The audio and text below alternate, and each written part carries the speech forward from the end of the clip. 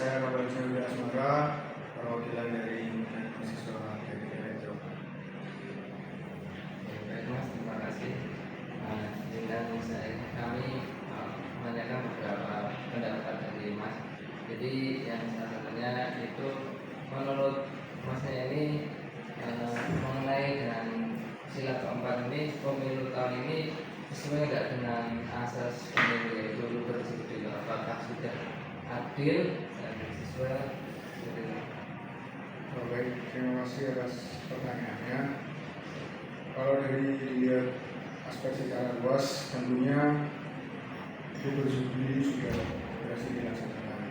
Namun ada banyak sekali catatan, terutama pada pemilihan umum pada tahun yang lalu ini, di mana masih banyak terjadi kecurangan-kecurangan ataupun kelalaian dari pihak pemerintah maupun dari pihak penyelenggara itu sendiri. Jadi bisa dikatakan garis besarnya Juli sudah dilaksanakan. Namun masih banyak sekali catatan. Itu yang membuat di Indonesia ini sendiri pemilu kemarin masih banyak sekali ditunggangi ataupun banyak sekali memicu hal-hal yang negatif. Hal-hal tersebut biasanya juga terkait oleh hoax biasanya dari pemilu sendiri pasti banyak hoax. Dari hoax itu maka kita kurang bisa menilai mana apakah asas ini benar dilaksanakan atau tidak jika kita meninjaunya dari media sosial. Tetapi kalau kita berdasarkan data, pastinya sebagian besar sudah dilaksanakan dari Mungkin karena perkenalkan dulu saya Wiru Fatman di Elektro. Masa sekarang kan masa-masa pemilu di mana setiap orang itu wajib atau bebas dalam memilih. Nah, misal terdapat pada suatu keluarga ini terdapat 6 bersaudara, di mana setiap saudara itu tidak sama pilihannya, yang mana itu dapat membuat kayak perselisihan dan juga bertentangan dengan sila ketiga yaitu persatuan Indonesia. Mungkin langkah apa yang bisa dilakukan supaya perpecahan itu tidak terjadi? Baik, terima kasih Mas Beri. Kalau dari sudut pandang saya sendiri, perbedaan itu bukan sebuah halangan. Perbedaan itu malah sebuah langkah, sebuah hal yang baik menurut saya. Karena dalam perbedaan itu sendiri pastinya akan ada mosi-mosi atau akan ada pendapat atau pemikiran-pemikiran yang berbeda sehingga semua orang itu mau berkembang bersama. Ya, jika pada suatu keluarga adanya perbedaan pendapat untuk pemilihan, misal salah satunya memilih paslon A, yang berikutnya memilih paslon B, itu menurut saya fair saja, tidak apa-apa. Karena kembali lagi ke asas berjudi tadi ya, karena kan kita bebas, milih yang bebas. Jadi untuk mengantisipasi perselisihan tersebut dengan cara kita harus paham dulu dalam keluarga ini dan juga dalam pemilu itu konteksnya berbeda. Jadi langkah awal adalah pendekatan di keluarga. Nah, dalam keluarga ini sendiri setelah pendekatan pastinya orang tua juga berperan penting. Kenapa orang tua berperan penting? Orang tua di sini sebagai penengah. Orang tua harus bisa memberitahu gimana ke 6 bersaudara ini.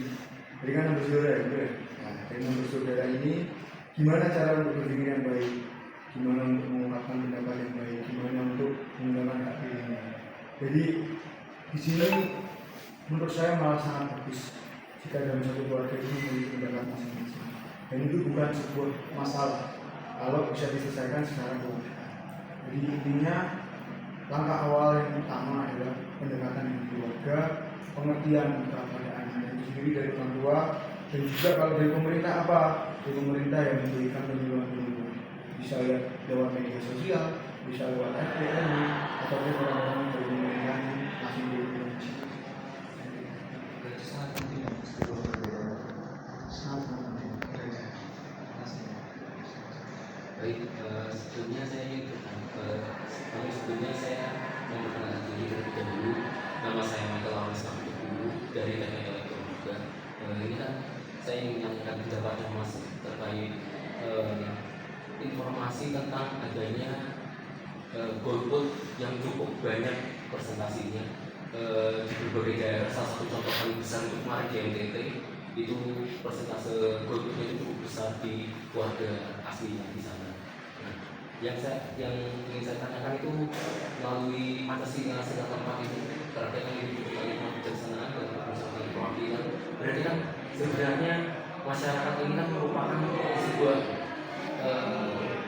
apa ya, media yang dimana mereka lah yang memilih pemimpin selanjutnya. Nah, yang ingin saya tanyakan itu kira-kira dampak dari golput dan menurut Masnya apa yang terjadi apabila golput ini terus-menerus dilakukan di pemilu atau di pilkada berikutnya? Terima kasih Mas Mandal. Terkait golput ya, golput itu sendiri faktornya sangat banyak.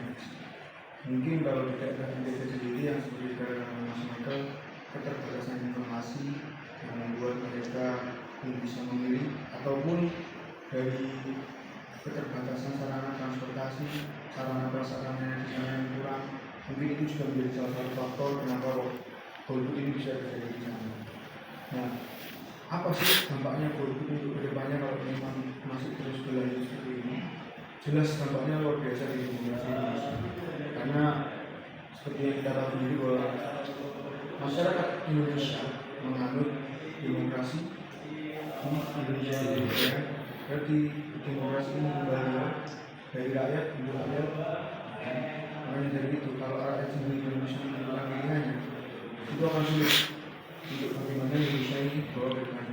Jadi dampaknya menurut saya kurang baik atau bisa berdampak buruk pada demokrasi Indonesia selanjutnya. Langkah apa yang harus diambil itu kita kembalikan lagi pada kepemimpinan sekarang. Bagaimana kepemimpinan sekarang atau pemerintahan sekarang mau berusaha mencari faktor-faktor eksternal ataupun faktor-faktor yang menyebabkan golput ini terjadi.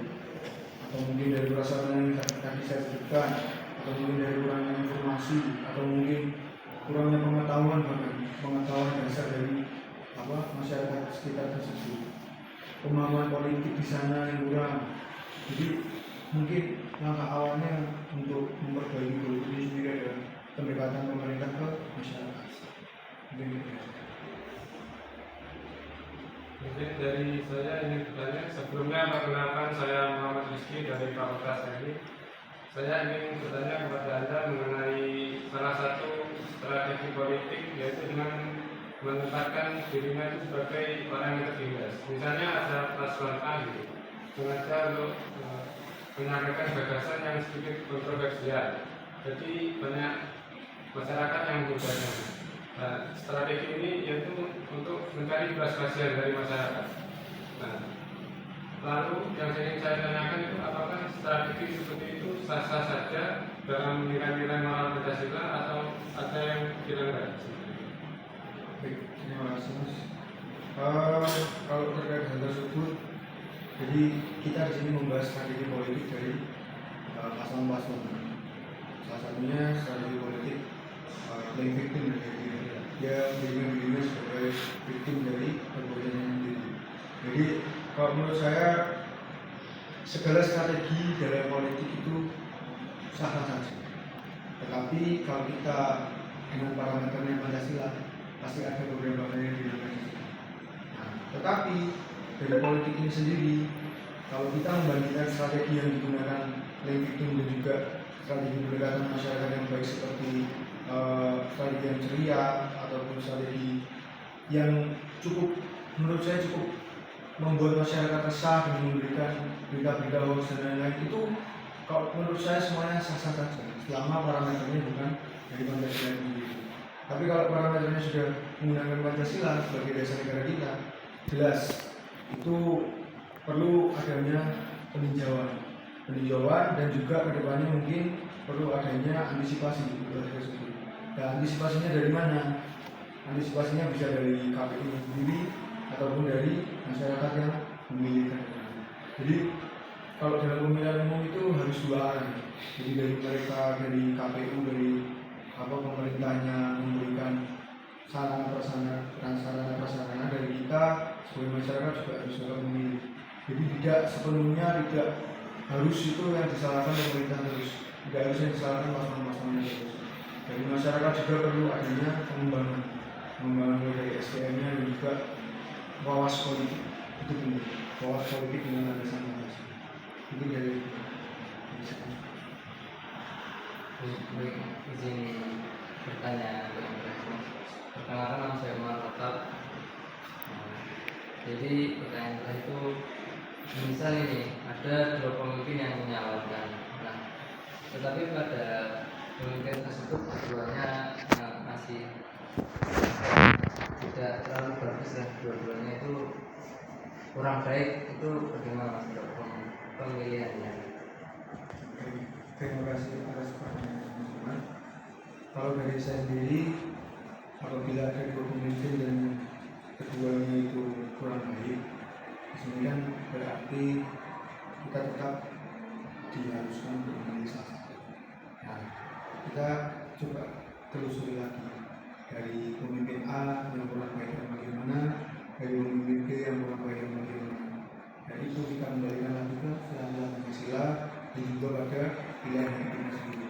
Maksudnya kan kita juga bisa menilai yang cocok dengan kita yang mana, yang cocok dengan kita yang mana. Dan kita juga harus berlandaskan Pancasila. Jadi jika ada dua pemimpin yang kurang baik, kita harus tetap memilih dengan catatan kita memilih yang sesuai dengan hidup kita dan paling sesuai dengan Pancasila. Seperti itu. Jadi makanya itu kan perlu adanya pengembangan SDM dari masyarakat dan juga pemerintah. Ini dari saya. Mungkin cukup sekian wawancara yang bisa kami tanyakan kepada Mas Rafael. Terima kasih banyak atas kesempatan yang diberikan oleh Mas Rafael. Mungkin sekian dari wawancara kami. Apabila ada kesalahan kata mohon dimaafkan. Kami tutup. Wassalamualaikum warahmatullahi wabarakatuh.